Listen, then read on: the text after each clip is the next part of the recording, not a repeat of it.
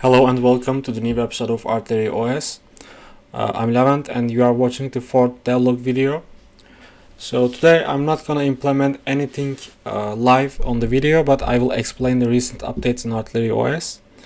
So since last video we got actually tons and tons of improvements in Artillery OS. I don't know if I'm able to explain everything in one video, but I will try my best. And of course we will make a demo of the recent changes. So one of the biggest improvement in Artillery OS in the new version is now we have a file system. So this file system actually allows us doing the writing, opening file operations in Artillery OS, and I think this is actually a very huge improvement. So let's take a closer look on the main function. So in tempfs.c we established the foundation of our file system. The tempfs node structure forms the core of our file system, and we set up root node fsroot to anchor our operations. So let's break down to the core functionalities. Our read and write operations, readfs and writefs, dynamically checks if the corresponding operation is supported by the node. This flexibility allows us to tailor our file system functionality based on the specific requirements of each node.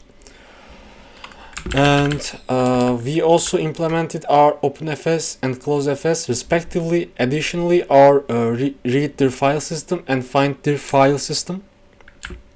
Let me show them too.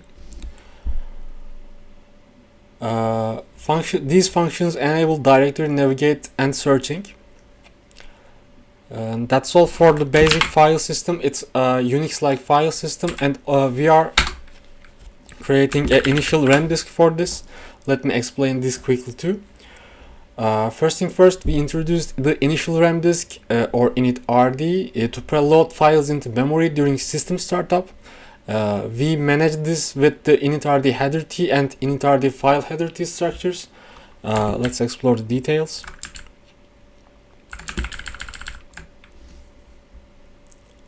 Now let's discuss the initialization process with tempfs initrd init function. At this point, it's actually quite a big one.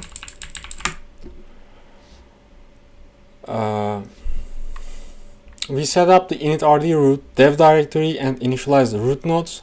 This function acts as the gateway to unleashing the power of our initrd, and we are creating a we have an initrd generator down there. This is actually a separate program that creates initrd image by our static content. Also, you can create dynamically contents files in Artillery OS. I will show them later, but for the sake of demo, let's create a new text.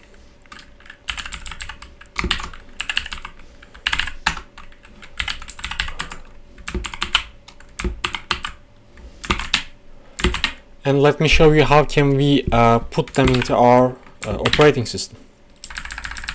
So I'm gonna add this here.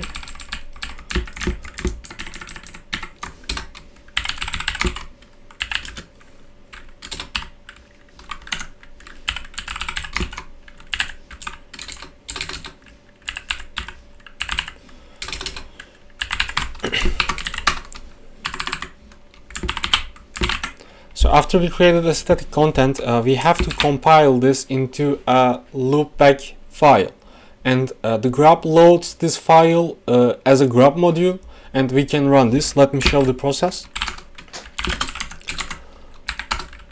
So I'm gonna just run generate initrd.sh. This is generates initrd.image, and we are copying to this file into grub module. And after that, when we say make clean, make ISO, this generates a ISO file with grub modules. Let's run it. So as you can see, we actually created, we actually see the content of our file.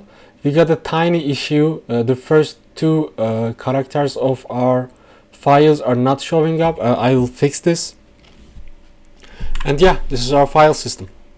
Also, we have programmed the CMOS registers, and we can actually get the date.